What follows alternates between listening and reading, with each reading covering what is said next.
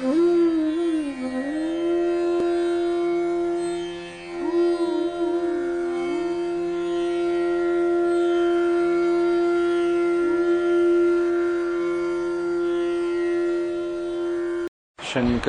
शंकराचार्यं केशवं बादरायणं सूत्रभाष्यकृतौ वन्दे भगवन्तौ पुनः पुनः। ईश्वरो गुरुरात्मेति मूर्तिभेदविभागिने व्योमवद्व्याप्तदेहाय दक्षिणामूर्तये नमः। अखण्डानन्दसम्बोधः वन्दनाद्यस्य जायते गोविन्दं तमहं वन्दे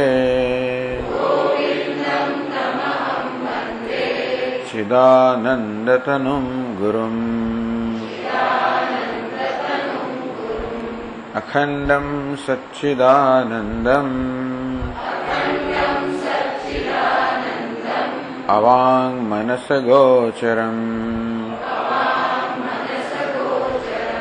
आत्मानमखिलाधारम् आश्रयेऽभीष्टसिद्धये। यदा लम्बोदरं हन्ति सतां प्रत्यूहसम्भवम् तदा लम्बे दयालम्बम् लंबोदरपदाम्बुजम्।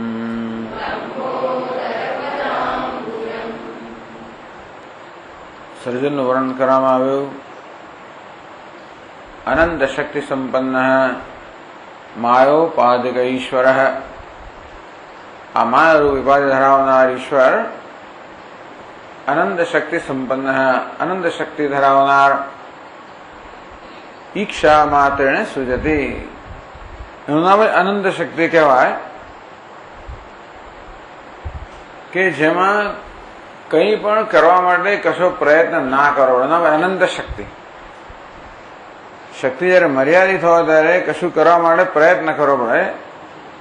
અનંત શક્તિ અર્થાત કશું પણ સિદ્ધ કરવા માટે કોઈ પ્રયત્ન જ ના કરવો પડે, બધી શક્તિ છે ત્યાં આગળ.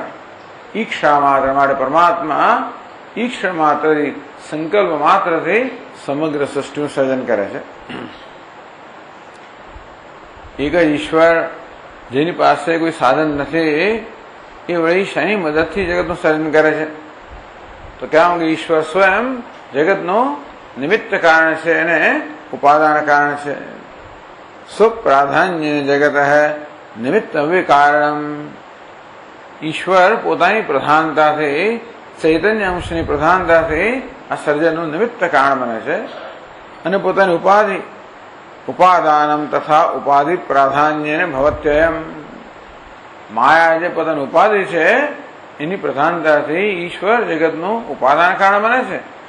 ચૈતન્ય પોતાનો સ્વભાવ છે એના એ દ્રષ્ટિથી પરમાત્મા ઈશ્વર જગતનું નિમિત્ત કારણ બને છે.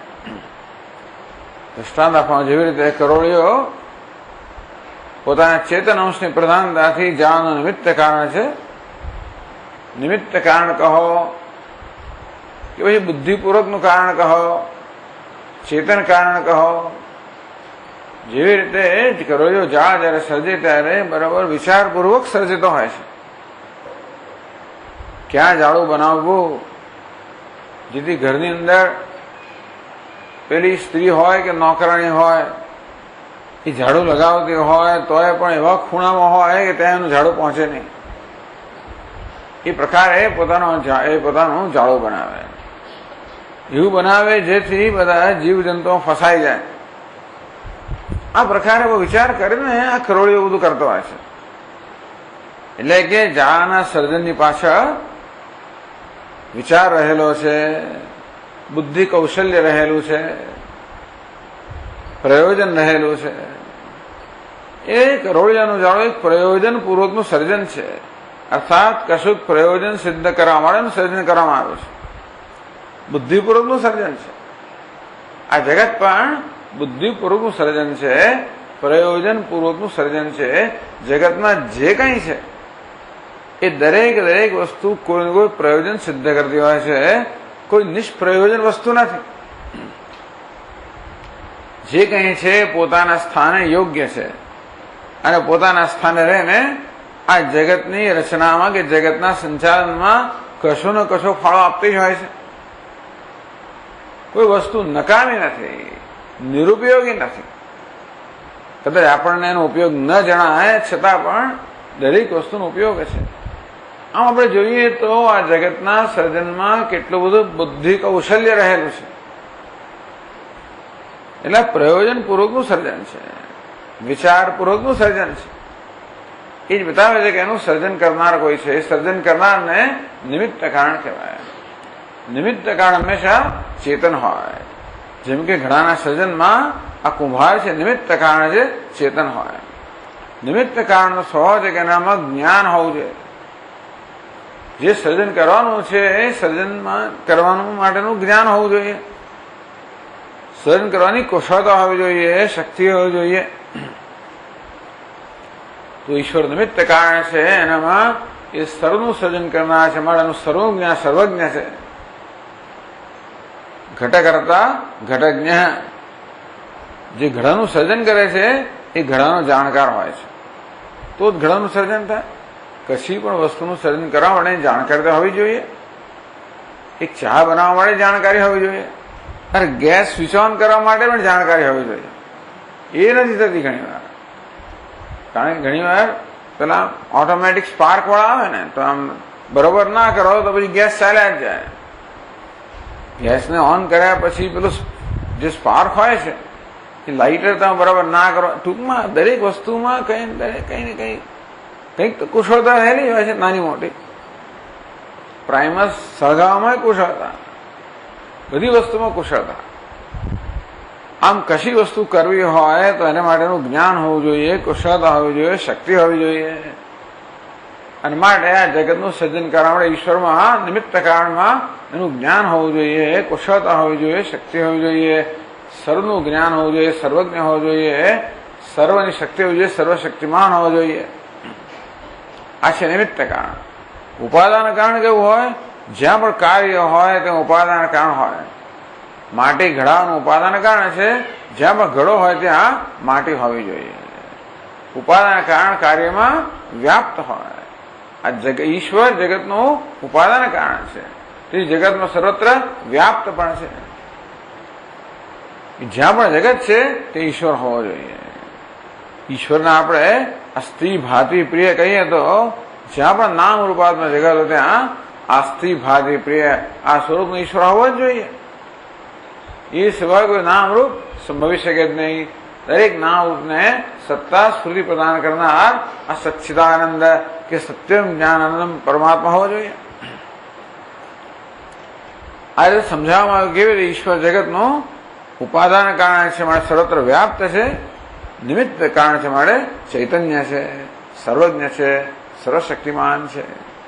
ઈશ્વર સર્વજ્ઞ, સર્વશક્તિમાન, સર્વવ્યાપક. ઈશ્વરમાંથી જે સર્જનની આખી ક્રમ બતાવ્યો. કારણમાંથી સૂક્ષ્મ, સૂક્ષ્મમાંથી સ્થૂળ. ઉર્ધ મૂલમ અધશાખમ અશ્વત્થમ પ્રાહુ અવ્યયમ. આ જગત જે છે, જગત વૃક્ષનું મૂળ ઉર્ધ્વ છે. એ શાખાઓ નીચે ફેલાયેલી છે. ઉર્ધ્વ ઊંચી સત્તા ધરાવનાર. આ જગતનું કારણ કે જગતનું મૂળ પરમાત્મા છે, ઊંચી સત્તા ધરાવનાર છે, પારમાર્થિક સત્તા ધરાવનાર છે. આ જગત તો એની શાખાઓ નીચે વિસ્તરેલી છે, ઉતરતી સત્તા ધરાવનાર છે, મિથ્યા કે વ્યાવહારિક સત્તા ધરાવનાર છે. આ વ્યાવહારિક સત્તા ધરાવનાર જગત ના રૂપાત્મક જગત, એનું મૂળ પરમાત્મા કેવો છે? પારમાર્થિક સત્ય છે. એટલે આવી રીતે એકમાંથી અનેક, સૂક્ષ્મમાંથી સ્થૂળ અને પારમાર્થિક વ્યાવહારિક આ પ્રકારનું સર્જન છે. તમઃ પ્રધાન પ્રકૃતિ વિશિષ્ટાત પરમાત્મન. તો પરમાત્માની જે પ્રકૃતિ છે એમાં તમસની પ્રધાનતા વાળી જે પ્રકૃતિ એમાંથી આ જળ જગતનું સર્જન થયું. અભૂત સકાશાદ આકાશમ આકાશાદ વાયુ ઉચ્ચતે. આકાશ, વાયુ, અગ્નિ, જળ, પૃથ્વી આ પ્રકારે આ 5 તત્વોનું સર્જન થયું. સર્જન થયું એટલે કે વાસ્તવમાં જે છે એ અભિવ્યક્ત થાય. એ વેદાંત શાસ્ત્રો નવું સર્જનની વાત નથી કરતા, જે છે એ જ અભિવ્યક્ત થાય. માટીના પિંડમાં બધા ઘડાઓ અવ્યક્ત અવસ્થામાં રહેલા જે છે અને કુંભાર માત્ર અવ્યક્ત છે એને વ્યક્ત કરતો હોય છે. તો કુંભાર પોતાના ચાકડા વગેરેની મદદથી માટીના પિંડમાં જે ઘડાઓ કે બીજા બધા પાત્રો અવ્યક્ત કે અવ્યાકૃત અવસ્થામાં રહેલા છે એમને વ્યાકૃત બનાવે કે વ્યક્ત કરે. એ દ્રષ્ટિએ કુંભાર કશું નવું સર્જન કરતો નથી. અને તે રીતે પણ આ જગતમાં નવું કશું સર્જાતું નથી. જે હતું એ જ વસ્તુ વ્યક્ત થાય છે. એટલું ખરું કે જે ઘડો સર્જાય એ ઘડો અમુક કદનો હોય, અમુક આકારનો હોય, એના કદાચ અમુક પ્રકારનો રંગ કરવામાં આવે. આ બધી વસ્તુ કોઈની ઈચ્છાને કારણે થાય. આ કુંભારનો જે ગ્રાહક હોય એ ગ્રાહકની ઈચ્છાને કારણે ઘડાનું શું કદ હશે, કેવો એનો આકાર હશે, કેવો એનો રંગ હશે, બધું નક્કી થાય. તે રીતે આ બધા જીવોની ઈચ્છાના પ્રતિભાવ રૂપે આ જગત કેવું હશે એ પ્રકારે એની વિશેષતા બધી નક્કી થાય.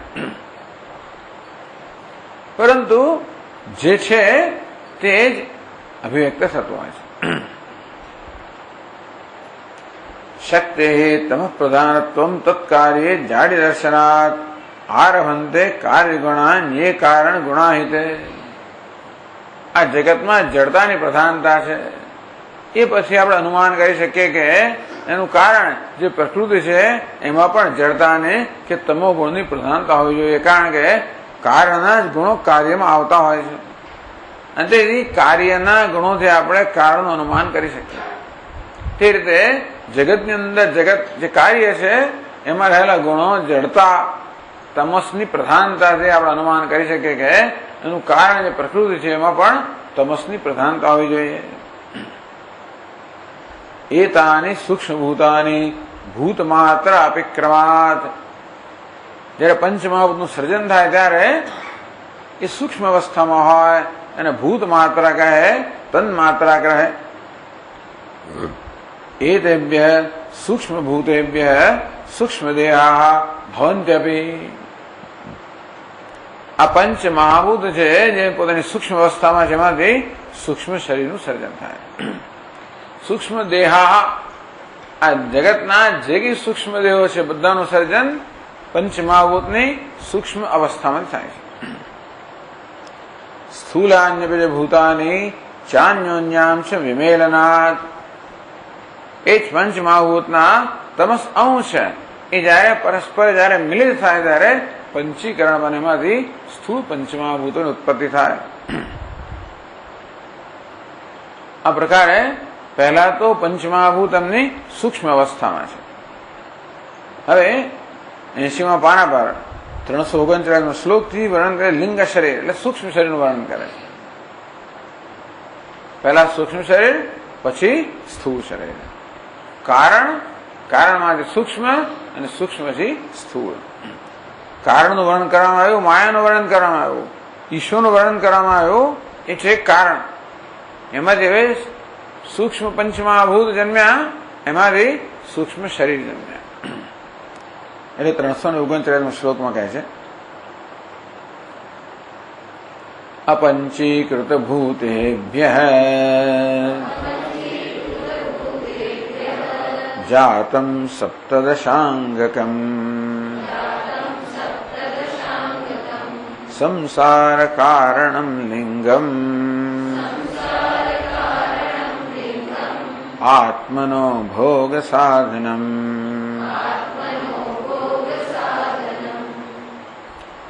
અપંચીકૃત ભૂતેભ્ય આ પંચમહાભૂતની પંચીકરણ પહેલાની અવસ્થા, સ્થૂળીકરણ પહેલા થશે સૂક્ષ્મ, એના પંચીકૃત. પંચીકૃત અર્થાત જેનું પંચીકરણ થયેલું છે. કહ્યું ને પંચીકરણ કઈ વખતે એક એક મહાભૂત 5-5 પ્રકારનું થઈ જાય. પ્રત્યેક મહાભૂતના અડધા ભાગમાં બીજા મહાભૂતોના એક એક અષ્ટાંશ ઉમેરવામાં આવે તો દરેક મહાભૂતમાં પોતાનો અડધો અંશ અને એક અષ્ટાંશ બીજા 4 એમ કરીને દરેક મહાભૂતમાં 5 અંશ માટે પંચીકરણ કહેવામાં આવ્યું. 5 પણું થઈ ગયું, એકમાંથી 5 પણું થઈ ગયું. એ થયા પહેલા તો બધા જ મહાભૂત પોતાની સૂક્ષ્મ અને શુદ્ધ અવસ્થામાં હતા. આકાશ, વાયુ, અગ્નિ, જળ, પૃથ્વી આ પ્રત્યેક મહાભૂતાની સૂક્ષ્મ અને શુદ્ધ અવસ્થામાં હતા. એ શુદ્ધ અવસ્થામાં પંચમહાભૂતમાંથી સૂક્ષ્મ શરીરનું સર્જન થાય. આ પંચીકૃત ભૂતેભ્યઃ આ પ્રકારે આ 5 મહાભૂત જેનું પંચીકરણ થયું નથી, જે હજી સૂક્ષ્મ અવસ્થામાં છે, તેમનામાંથી જાતમ સપ્તદશાંગકમ લિંગમ. આ સૂક્ષ્મ શરીરને લિંગ શરીરમાં કહે છે. લીનમ ગમયતે લિંગમ. લીન અર્થાત જે અવ્યક્ત હોય, અવ્યક્તને જે જણાવે છે એનું નામ છે લિંગ. જેવી રીતે સામે આપણને ધુમાડો દેખાતો હોય એ પરથી આપણે અનુમાન કરીએ કે ત્યાં આગ લાગી હોવી જોઈએ. આગ આપણને દેખાતી નથી, આપણી દ્રષ્ટિગોચર નથી. આ ધુમાડો કેવો છે? જે આપણને દેખાતું નથી, જે આપણાથી અવ્યક્ત છે, છુપાયેલું છે, અથવા આપણી જ્ઞાનેન્દ્રિયોની મર્યાદાની બહાર છે, એને પણ ગમાય એનું પણ જ્ઞાન કરાવે છે. માટે લિંગ કહેવાય. તો ધુમાડો શું છે? લિંગ છે. તે રીતે આપણા સૂક્ષ્મ શરીર પર લિંગ શરીર કહેવામાં આવ્યું. પણ ચૈતન્ય જે પરમાત્મા છે ખરેખર આપણે ઇન્દ્રિયોના જ્ઞાનનો વિષય નથી, આત્મા. છતાં પણ આ લિંગ શરીર દ્વારા આપણે અનુમાન કરી શકીએ કે ચૈતન્ય હોવું જોઈએ. આગળ કહ્યું એમ આ લિંગ શરીર પંચમહાભૂતનું સર્જન છે. પંચમહાભૂત જળ છે, સ્થૂળ હોય કે સૂક્ષ્મ હોય પણ તો જળ છે. જળ હોવાને કારણે એમનો ચેતનતા ન હોય. આ સૂક્ષ્મ શરીર આવા જળ પંચમહાભૂતને સર્જાયું માટે પણ જળ છે. છતાં પણ આ સૂક્ષ્મ શરીર જે મન, બુદ્ધિ, જ્ઞાનેન્દ્રિયો વગર બનેલું છે એનામાં ચેતનતા છે. એ જ બતાવે છે કે ચેતન કોઈ તત્વ હોવું જોઈએ જેની સન્નિધિને કારણે આ સૂક્ષ્મ શરીરમાં ચેતનતા છે. જેમ કે આ પંખો સ્વયં જળ છે, સ્વયં ફરવાની ક્ષમતા ધરાવતો નથી. પંખો ફરતો એટલે આપણે અનુમાન કરી શકીએ કે આ પંખાને ફેરવનાર, એને ચેતનતા પ્રદાન કરનાર, એને ગતિ પ્રદાન કરનાર કંઈક તત્વ હોવું જોઈએ. વીજળી હોવી જોઈએ. વીજળી આપણે જોઈ શકતા નથી, પણ લાઇટ છે કે નહીં એ નક્કી કરે આપણે શું કરીએ? સ્વિચ ઓન કરીએ, લાઇટ થાય છે, બલ્બમાં લાઇટ થઈ, વીજળી છે એટલે ભાઈ વીજળી જોઈ નથી. પણ લાઇટ શું છે? લિંગ છે. એ પુરાવો છે. શાનો પુરાવો છે? વીજળી છે એનો પુરાવો છે. વીજળી ન હોત તો આ બલ્બમાં પ્રકાશ ન હોત. પ્રકાશમયતા એ બલ્બનો સ્વભાવ નથી. છતાં પણ બલ્બ પ્રકાશમયતા જેનો સ્વભાવ નથી, એવું બલ્બ જયારે પ્રકાશમય હોય ત્યારે અનુમાન કરીએ કે એને પ્રકાશમયતા પ્રદાન કરનાર કશુંક હોવું જોઈએ. અંતે રીતે સૂક્ષ્મ શરીર પણ એનામાં સ્વયં ચેતનતા નથી. છતાં પણ આ મન, બુદ્ધિ, જ્ઞાનેન્દ્રિયો બધા ચેતન હોય એ પ્રકારે વર્તી રહ્યા છે. આગળ કહેશે તે પ્રમાણે પોતપોતાના વિષયોને પ્રકાશિત કરી રહ્યા છે. જેમ બલ્બ આ રૂમને પ્રકાશિત કરે તે રીતે આ જ્ઞાનેન્દ્રિયો પોતાના વિષયને પ્રકાશિત કરે છે. અંતઃકરણો પોતાના વિષયને પ્રકાશિત કરે છે. તો જડ વસ્તુમાં પ્રકાશિત કરવાની ક્ષમતા ક્યાંથી આવી? એની એ પ્રકારની ક્ષમતા પ્રદાન કરનાર કંઈક હોવું જોઈએ. આ રીતે સૂક્ષ્મ શરીરના હોવામાં એના સૂક્ષ્મ શરીરના વ્યવહાર માત્રથી આપણે અનુમાન કરી શકીએ કે એને ચેતનતા પ્રદાન કરનાર કંઈક હોવું જોઈએ. એટલે જ કેનોપનિષદમાં પ્રશ્ન કરવામાં આવ્યો કેને શિતમ પતતિ પ્રેષિતમ મનઃ. ત્યાં જિજ્ઞાસુ શિષ્ય આવીને આચાર્યને પ્રશ્ન કરે છે, ભગવાન એવું શું છે જેને કારણે આ મન પોતાના વિષયોમાં પતન કરે છે, જ્ઞાન પ્રાપ્ત કરે છે. મન તો જળ છે, છતાં પણ મન પોતાના વિષયને ઉજાડે છે એ પ્રકારની ક્ષમતા પ્રદાન કરનાર છે એવું કઈ શું છે? ટૂંકમાં મન સ્વયં પોતાના વિષયોને પ્રકાશવાની શક્તિ ધરાવે છે કે એને પ્રકાશિત કરનાર કંઈક છે? મનસ મન. પછી ગુરુ જવાબ આપ્યો મનનું પણ મન છે, અર્થાત મનને પ્રકાશિત કરનાર કંઈક છે. એટલે આ જિજ્ઞાસને પણ એ અનુમાન કરી શકે કે જળ વસ્તુ ત્યારે જ વ્યવહાર કરી શકે જ્યારે એનો કોઈ ચેતન અધિષ્ઠાતા હોય. જેમ કે ત્યારે જ રથ દોડી શકે જ્યારે એમને ખેંચનારા ચેતન ઘોડાઓ હોય. ત્યારે જ બસ ચાલી શકે જ્યારે એનો ચાલક કોઈ ડ્રાઈવર ચેતન હોય. તેવી રીતે કોઈ હેવાન્યાત કફ પ્રાણ્યાત યદેશ આકાશ આનંદો ન સ્યાત. તૈત્રીય ઉપનિષદ કહેવામાં આવ્યું કે ભાઈ કોણ પ્રાણ લઈ, કોણ શ્વાસ લઈ શકે, કોણ શ્વાસ બહાર કાઢી શકે? ટૂંકમાં આ દેહની અંદર જે ભિન્ન ભિન્ન પ્રકારની પ્રવૃત્તિ થાય છે એ કેમ બની શકે? આ પ્રાણ ચાલે છે, મન વિચારે છે, ઇન્દ્રિયો પોતાના વિષયને ઉજાડે છે. આવી રીતે આ અનેક બધા અનેક તત્વોનો બનેલા સંઘાત આપણું શરીર શું છે? સંઘાત છે. સંઘાત એટલે સમૂહ, અનેક બધા તત્વોનો બનેલો સમૂહ. આપણું સ્થૂળ શરીર છે, અનેક બધા અંગોનો સંઘાત. સૂક્ષ્મ શરીર પણ અનેક બધા અવયવોનો સંઘાત. આ સંઘાત કહો કે મેલન કહો, એ તો હંમેશા જળ વસ્તુનું જ હોય. જેમ કે આ આપણો અખંડ છે એ સંઘાત છે, અનેક બધા અનેક ઈંટો અને પછી અનેક બધા થાંભલાઓ અને આ બધી વસ્તુઓ બનેલું છે. એ પ્રત્યેક વસ્તુ જળ છે. પણ આ બધાને આ પ્રકારે ભેગું કરનારો કોઈ ચેતન હોવો જોઈએ, જેને માટે આ થયેલું છે. અંતે રીતે આ સ્થૂળ દેહને પણ આ પ્રકારે જોડનાર કોઈ ચેતન હોવો જોઈએ. આ સૂક્ષ્મ દેહને પણ આના બીજા અવયવો છે એ બધાને એ પ્રકારે ભેગા કરનાર, વ્યવસ્થિત કરનાર, જે વ્યવસ્થિત રીતે પોતાનો વ્યવહાર કરી શકે માટે કોઈ ચેતન હોવો જોઈએ. આ પ્રકારે સૂક્ષ્મ શરીર જે છે, આ મન કહો બુદ્ધિ કહો એ બધા ચૈતન્યના હોવા માટેનો પુરાવો થઈ ગયા. એટલા માટે એને લિંગ શરીર કહેવામાં આવ્યું. લીનમ અર્થમ ગમયતે. આ ચૈતન્ય લીન છે, અર્થાત જે આપણે માટે અજ્ઞાત છે એ અજ્ઞાત તત્વને જ્ઞાત કરાવે છે માટે એને લિંગ કહેવામાં આવ્યું. એટલે સૂક્ષ્મ શરીર કહો કે લિંગ શરીર કહો. સપ્તદશ અંગકમ.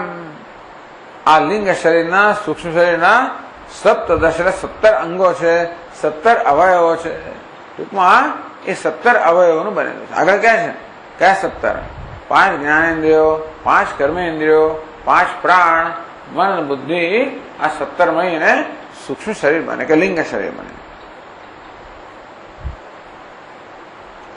અપંચીકૃત ભૂતેભ્ય જાતમ.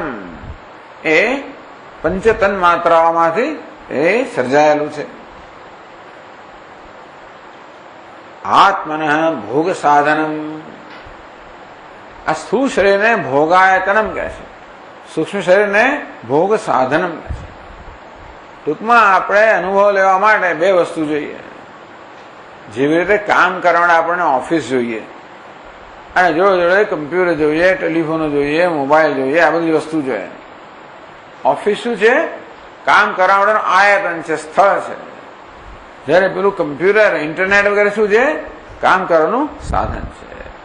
તે રીતે આત્માને પણ અનુભવ લેવા માટે આ સ્થૂળ દેહ છે, એનું આયતન છે, એનું સ્થાન છે, એનું ઘર છે, જ્યાં રહીને એ બધો વ્યવહાર કરે. પરંતુ સૂક્ષ્મ શરીર છે એ બધા વ્યવહારનું સાધન છે, જે દ્વારા વ્યવહાર કરે.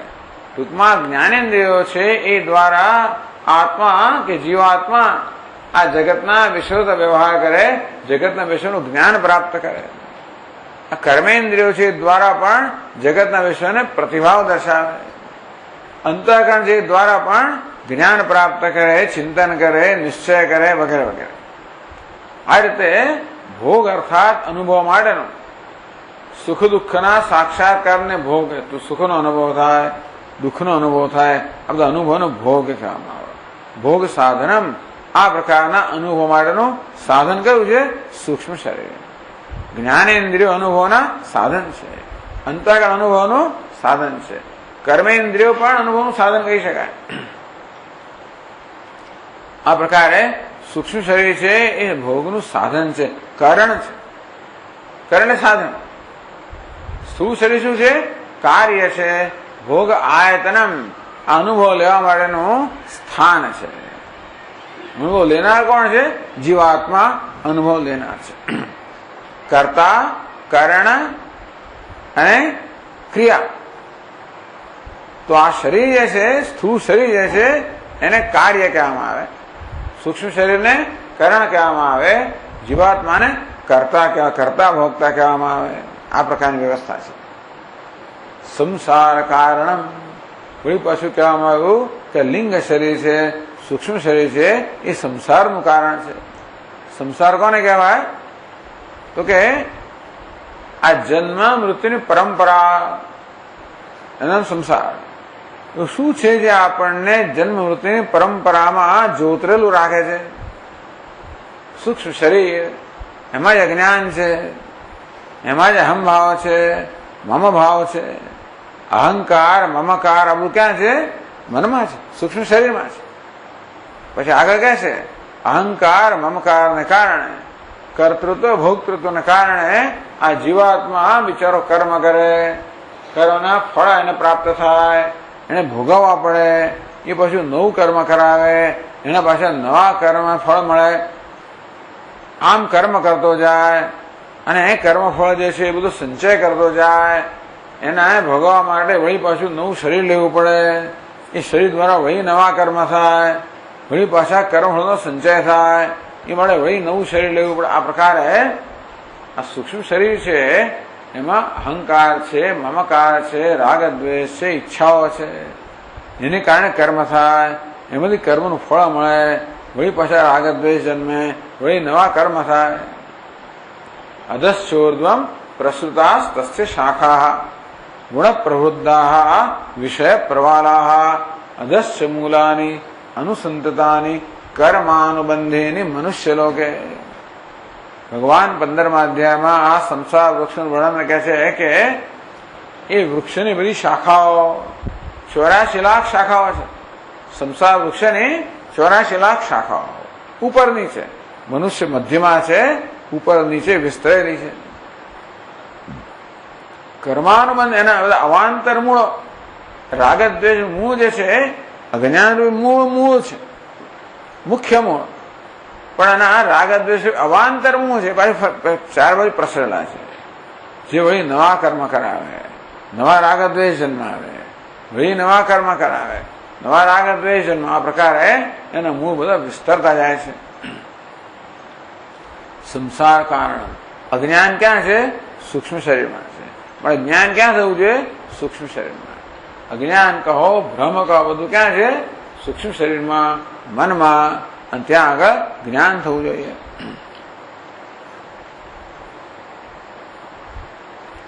હવે આગળ કહ્યું કે સૂક્ષ્મ શરીરના 17 અવયવો છે. કયા 17 અવયવો છે એ આપણને પછીના શ્લોકમાં કહે છે. શ્રોત્રાદિ પંચકમ ચૈવ વાગાદીનામ ચ પંચકમ પ્રાણાદિ પંચકમ બુદ્ધિ મનસી લિંગમુચ્યતે.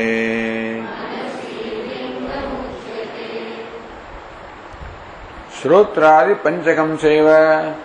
શ્રોત્ર એટલે જ્ઞાનેન્દ્રિયો. 5 જ્ઞાનેન્દ્રિયો શ્રોત્રથી પ્રારંભ થયો. કેમ શ્રોત્રથી પ્રારંભ થયો? કારણ કે આગળ કહેશે આપણને કે આ 5 જ્ઞાનેન્દ્રિયો પંચમહાભૂતના સત્વાંશમાંથી સર્જાયેલી છે.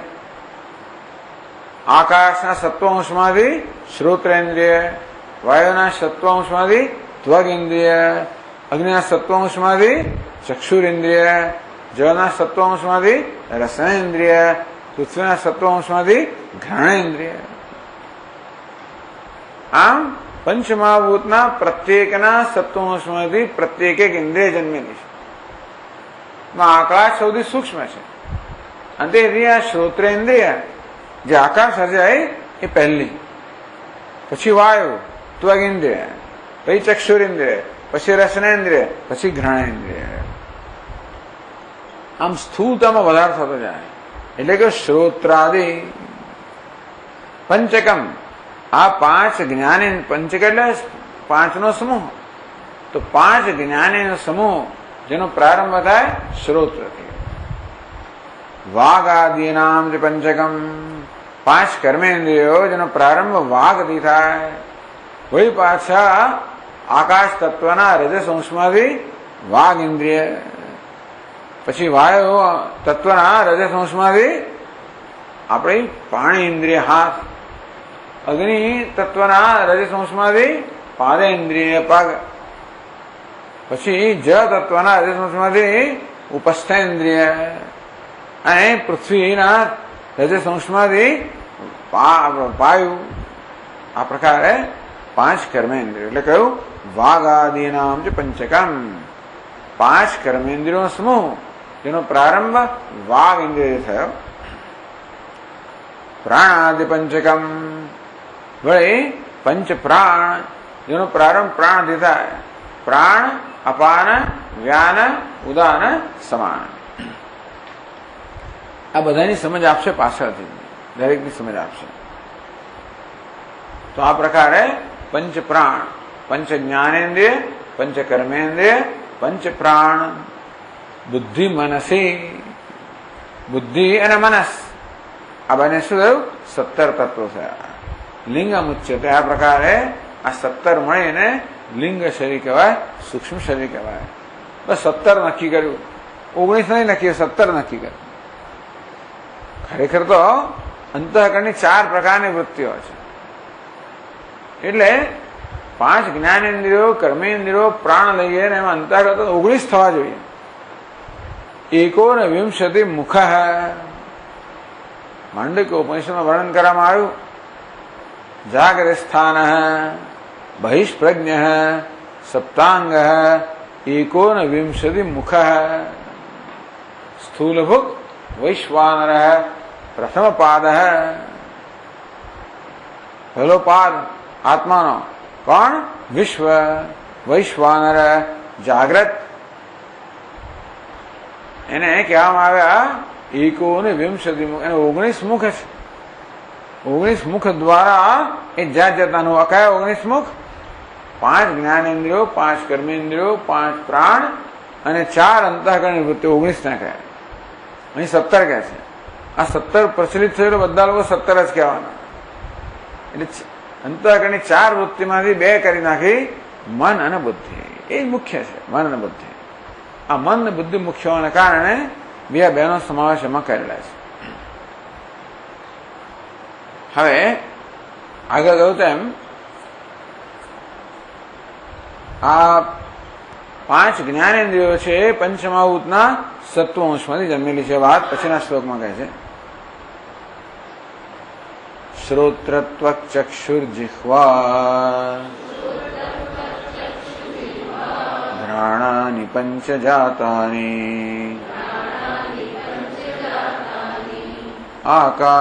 આકાશાદીનાં સત્વાંશેભ્યઃ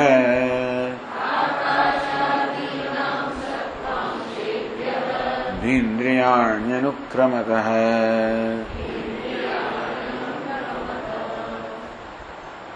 તો જુદી રીતે ગાવું પડે એવું છે. શ્રોત્રત્વક ચક્ષુર્જિહ્વા ઘ્રાણાનિ પંચજાતાનિ. શ્રોત્રત્વક ચક્ષુર્જિહ્વા ઘ્રાણાનિ પંચજાતાનિ આકાશાદીનાં સત્વાંશેભ્યોધીન્દ્રિયાણ્યનુક્રમતઃ.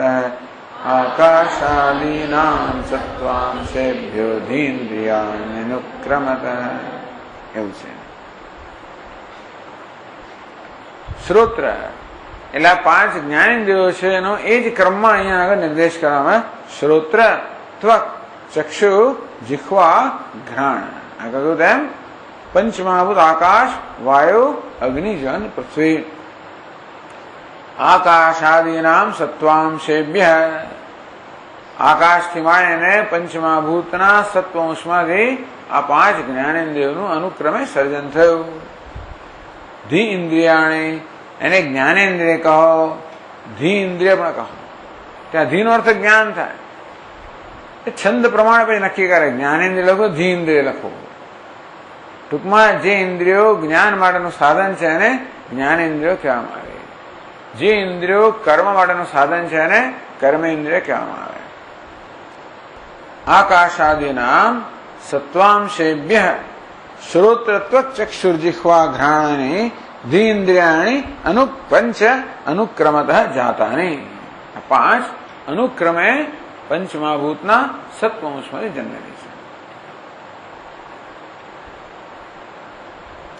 તો અંતઃકરણ છે એ શેમાંથી જન્મ્યું? પછીના શ્લોકમાં કહે છે,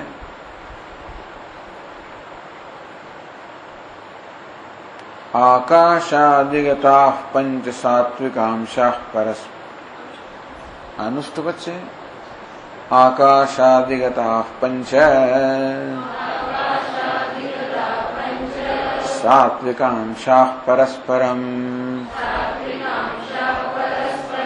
મિલિત્વૈવાંતઃકરણમ અભવત સર્વકારણમ.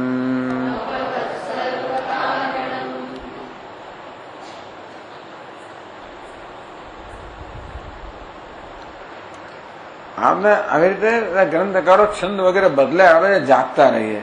તમે ઝૂકો આવી જાય ને છંદ બદલાય જાગી જઈએ કે આ નવું કંઈક આવે, કંઈક વિષય બદલાય, કંઈક થાય એટલે હવે તો એ લોકો થોડુંક બદલે.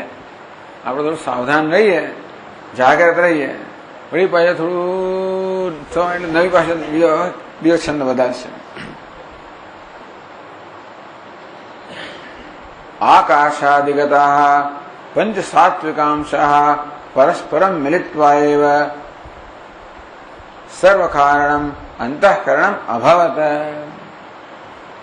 તો આકાશ રૂપે આકાશાદિ પંચમહાભૂતના પ્રત્યેક સાત્વિકાંશમાંથી એક જ્ઞાનેન્દ્રિય બની. તો આ આકાશ પંચમહાભૂત જે છે એના મિલિત સાત્વિકાંશ મિલિત્વા. એનું કારણ અંતઃકરણ તો બધી જ જ્ઞાનેન્દ્રિયો પાસે હોય ને.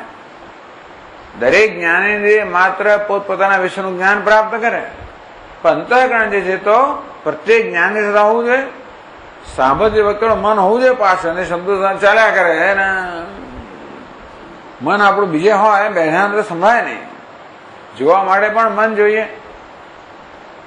એ ભોજનનો સ્વાદ લેવાનો મન જોઈએ.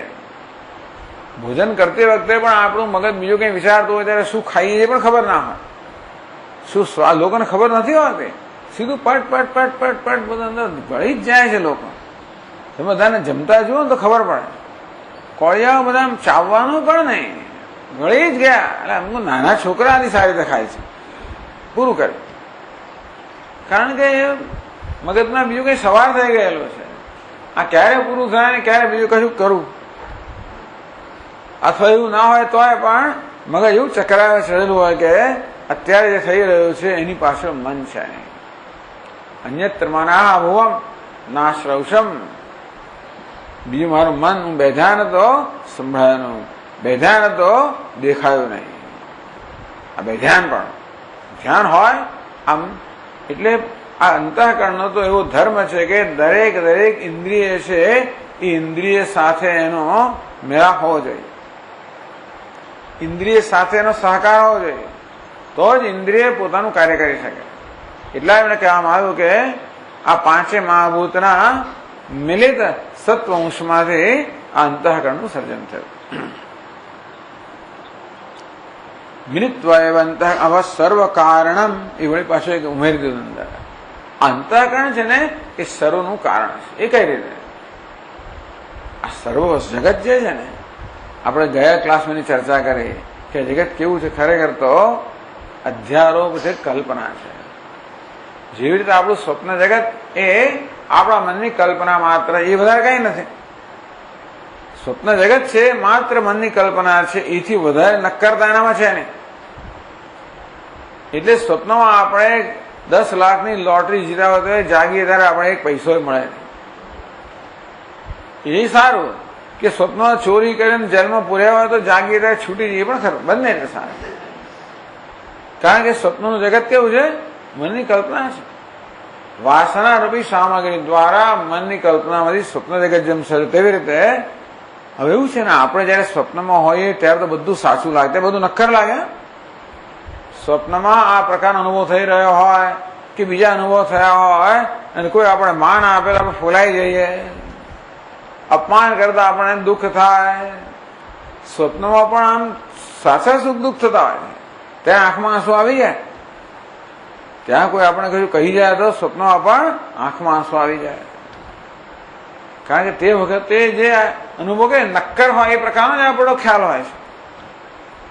સ્વપ્નમાં એવું નથી કે આ બધું સ્વપ્ન જેને ખોટું છે, એવું તો જુદી વસ્તુ હતી. સ્વપ્ન હોય ત્યારે સ્વકાલે સત્યવત ભાતે, સ્વપ્ન જયારે અનુભવ ત્યારે સત્ય હોય એ પ્રકારનો જ આપણો ખ્યાલ હોય છે. તે રીતે જાગ્રત જગત પણ સત્ય હોય એ પ્રકારનો ખ્યાલ છે, મારે સત્ય હોવું જોઈએ, નક્કર હોય એવો નિયમ નથી. આ સ્વામી નક્કર છે એ તો તમે સ્વપ્નનું ટેબલ પર આમ કરો તો આવું જ થાય. સ્વપ્નમાં હવે વાત કરતા હોઈએ, ટેબલ પર હાથ પછાડો, આવું જ થાય. બધું નક્કર જ લાગે ત્યારે. પછી ખબર પડે જાગીએ ત્યારે આ તો બધી મનની કલ્પના નક્કર બની ગઈ હતી. અત્યારે જેવું નક્કર લાગે છે પણ કેવી છે? એ સમષ્ટિ મનની કલ્પના. એટલો જ ફેર છે. આ સ્વપ્ન છે એ વ્યક્તિગત મનની કલ્પના કે અધ્યારોપ છે, જયારે આ જાગ્રત અવસ્થા છે એ સમષ્ટિ મનની કલ્પના. આટલો ફેર છે. એટલું ફેર પણ ઘણા લોકો સ્વીકારતા નથી. એ તો કહે જાગ્રત જગત પણ એક જ મનની જ કલ્પના છે. ચાલો અત્યારે આપણે સરળતાથી કહી શકીએ કે આ જાગ્રત જગત સમષ્ટિ મનની કલ્પના, પણ મનની કલ્પના જ છે. અને તેથી આ જગત માટેનું કારણ કોણ? જેને કલ્પના કરી છે. સ્વપ્ન જગત માટેનું કારણ કોણ? આપણું મન. તો કે એને કલ્પના કરી. તેવી રીતે આ જાગ્રત જગત છે, વ્યવહારિક જગત, એની કલ્પના કરનાર કોણ? એ પણ સમષ્ટિ મન. અને માટે મન એટલે સૂક્ષ્મ શરીર. એટલે કહેવામાં આવ્યું સર્વ કારણમ. આ સૂક્ષ્મ શરીર કહો, મન કહો. મનનો સ્વભાવ છે અધ્યારોપ કરવો, કલ્પના કરવી. તો એ મનની જ કલ્પના આપણે જેને નક્કર કહીએ જગત જેવી ભાષે છે. સ્વપ્નની કલ્પના કહેવામાં આપણે કોઈ મુશ્કેલ એટલા પણ નથી કે જાગી જઈએ ત્યારે આપણે જાણીએ છીએ કે આ તો બધું હતું નહીં, કશું છે નહીં. પણ આ જાગ્રત જગતને એ પ્રકારની કલ્પના કરવામાં બહુ મુશ્કેલી રહે છે. એટલે માત્ર અદ્વૈત વેદાંત સિવાય બધા લોકો જગતને સત્ય જ માને છે. આ તો કઈ ખોટું હતું હશે, અને તમે મિથ્યા કહો છો, માયા કહો છો વગેરે. આ પણ કલ્પના જ છે. એટલે કહ્યું કે ભાઈ આ અંતઃકરણ કેવું છે? સર્વ કારણમ, બધી કલ્પના કરનારું બધાનું કારણ છે.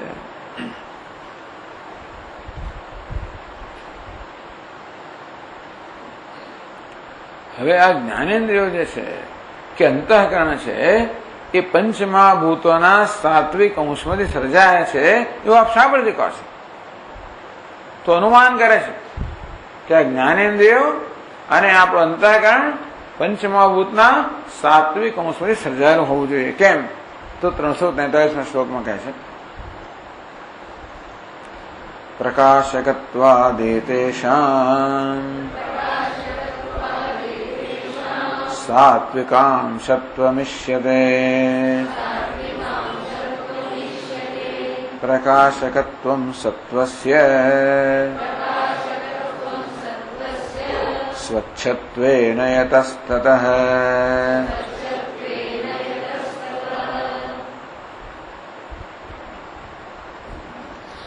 પ્રકાશકત્વમ સત્વસ્ય. આ સત્વગુણનો સ્વભાવ શું છે? પ્રકાશકત્વમ. પ્રકાશકમ અનામયમ તત્ર સત્વમ નિર્મલત્વાત પ્રકાશકમ અનામયમ. ભગવદ્ ગીતાના 14મા અધ્યાયમાં ભગવાને આ સત્વ છે એનું આ પ્રકારે વર્ણન કર્યું. તત્ર સત્વમ, આ ત્રણ ગુણો છે સત્વ, રજસ, તમસ, એમાં એ ત્રણમાંથી તત્ર સત્વમ નિર્મલત્વાત. આ સત્વ કેવું છે? નિર્મળ છે. પ્રકાશકમ, સ્વયં પ્રકાશ છે, પ્રકાશિત કરનાર છે, ઉજાનાર છે. અનામયમ નિરોગી છે અર્થાત નિર્મળ છે. નિર્મળ છે પણ એમાં કોઈ મલિનતા નથી, પણ એમાં કોઈ રોગ નથી એટલે દુઃખ નથી. સત્વ કેવું છે? અનામયમ નિરોગી અર્થાત દુઃખથી મુક્ત. નિર્મલત્વ સત્વગુણ છે એ નિર્મળ છે, પ્રકાશક છે અર્થાત ઉજાવનાર છે, અનામય છે અર્થાત નિરોગી છે એટલે કે સુખ સ્વરૂપ છે, દુઃખથી રહિત છે. એટલે જ કહ્યું કે ભાઈ જયારે સર્વદ્વારેષુ દેહેસ્મિન પ્રકાશ ઉપજાયતે જ્ઞાનમ યદા તદા વિદ્યાત વિવૃદ્ધમ સત્વમિત્યુત. જયારે આપણે બધી જ્ઞાનેન્દ્રિયોમાં મનમાંથી જયારે જ્ઞાન જયારે જન્મે, ટૂંકમાં આ બધા સાધનો જ્ઞાન પ્રાપ્ત કરાવે ત્યારે સમજવું કે સત્વની પ્રધાનતા છે. આમ પ્રકાશકત્વમ સત્વસ્ય સ્વચ્છત્વેન. આ સત્વ છે એ સ્વચ્છ દ્રવ્ય છે. સ્વચ્છ દ્રવ્યનો સ્વભાવ છે કે ઉજાળું પ્રકાશિત કરવું. ભલે ને પ્રકાશ જેવી રીતે જળ સ્વચ્છ દ્રવ્ય છે, સ્વયં પ્રકાશમય નથી, પણ સ્વચ્છ હોવાને કારણે સૂર્યને પ્રતિબિંબિત કરે એમ કરનાર જળ જે છે એ પણ કેવું બની જાય? પ્રકાશમય બની જાય, પ્રકાશક બની જાય. આપણે એક ડોલને એક અંધાર ઓરડામાં રાખ્યું હોય અને એક કિરણ આવતું હોય એ ડોલમાં પડે તો પેલું જળ કેવું બની જાય? જળહાળા બની જાય, પ્રકાશમય બની જાય અને આસપાસના વિસ્તારને પ્રકાશિત કરે. અરીસો પણ કેવું છે? સ્વચ્છ દ્રવ્ય છે. એના પર સૂર્યનું કિરણ પડે તો પછી એ કિરણ પ્રતિબિંબિત થઈને અન્યને પ્રકાશિત કરે. જેવી રીતે આ સત્વ પણ જળ જ છે, પરંતુ એ સ્વચ્છ હોવાને કારણે ચૈતન્યનો પ્રકાશને ઝીલે છે. જેમ જળ સ્વચ્છ હોવાને કારણે, પારદર્શક હોવાને કારણે સૂર્યના પ્રકાશને ઝીલે, અને તે રીતે આ સત્વ ગુણ પણ સ્વચ્છ હોવાને કારણે, પારદર્શક હોવાને કારણે ચૈતન્યની ચેતનતાને ઝીલનારો પહેલું તત્વ છે. અને તેથી ચૈતન્યની સન્નિધિમાં આ સત્વ છે સ્વયં ચેતનવંતુ બની જાય અને એ પછી એ બીજાને ઉજાડે. અંતઃકરણ ચેતનવંતુ બને, એ દ્વારા જ્ઞાનેન્દ્રિયો ચેતનવંતી બને, એ દ્વારા એ પોતપોતાના વિષયો શબ્દ સ્પર્શ રૂપ રસગંધને પ્રકાશિત કરે. તો આ જ્ઞાનેન્દ્રિયો પ્રકાશક છે. પ્રકાશક એટલે પ્રકાશિત કરનાર. આ જ્ઞાનેન્દ્રિયો પ્રકાશક છે, પોતાના વિષયને પ્રકાશિત કરે. પ્રકાશિત સત્વનો ધર્મ છે. એટલા માટે કહે છે કે પ્રકાશકત્વાત એતેષામ. અંતઃકરણ કહો, જ્ઞાનેન્દ્રિય કહો, પોતપોતાના વિષયને પ્રકાશિત કરે છે. અને માટે સાત્વિકામ સત્વમ ઈષ્યતે. માટે આ અંતઃકરણ જ્ઞાનેન્દ્રિયો સત્વંશ બન્યા હોવા જોઈએ. કારણ કે પ્રકાશિત કરવું, સ્વચ્છ હોવું, પ્રકાશિત કરવું એ તો સત્વનો ધર્મ છે. ત્યારે જ્ઞાનેન્દ્રિયો પણ પોતાના વિષયને પ્રકાશિત કરે છે, અંતઃકરણ પણ પોતાના વિષયોને પ્રકાશિત કરે છે. આમ પ્રકાશિત કરવું એ આમનો સ્વભાવ છે. સૂક્ષ્મ શરીર માટે એ પણ સત્વંશમાં બન્યું હોવું જોઈએ. કયું? આખું સૂક્ષ્મ શરીર નહીં, જ્ઞાનેન્દ્રિયો અને અંતઃકરણ એ પ્રકાશક છે, પણ એ પણ સત્વંશમાં સર્જાયા હોવા જોઈએ. આ પ્રકારે સૂક્ષ્મ શરીરનું વર્ણન હવે કરે છે. એ પછી પંચકોશનું વર્ણન કરશે. આ રીતે એક પછી આપણને હવે સૂક્ષ્મ અને પછી સ્થૂળ એ પ્રકારનું વર્ણન આગળ આવશે. આપણે એને ચાલુ રાખશું. ઓમ પૂર્ણમદ પૂર્ણમિદં પૂર્ણમુદચ્યતે પૂર્ણસ્ય પૂર્ણમાદાય પૂર્ણમેવાવશિષ્યતે. ઓમ શાંતિ શાંતિ શાંતિ. શંકરં શંકરાચાર્યં કેશવં બાદરાયણં સૂત્રભાષ્યકૃતૌ વંદે ભગવन्तौ પુનઃ પુનઃ. ઈશ્વરો ગુરુરાત્મેતિ મૂર્તિભેદવિભાગિને व्योमवद्व्याप्तदेहाय दक्षिणामूर्तये नमः। ॐ शान्ति शान्ति शान्तिः। हरिः ॐ। श्रीगुरुभ्यो नमः। हरिः ॐ।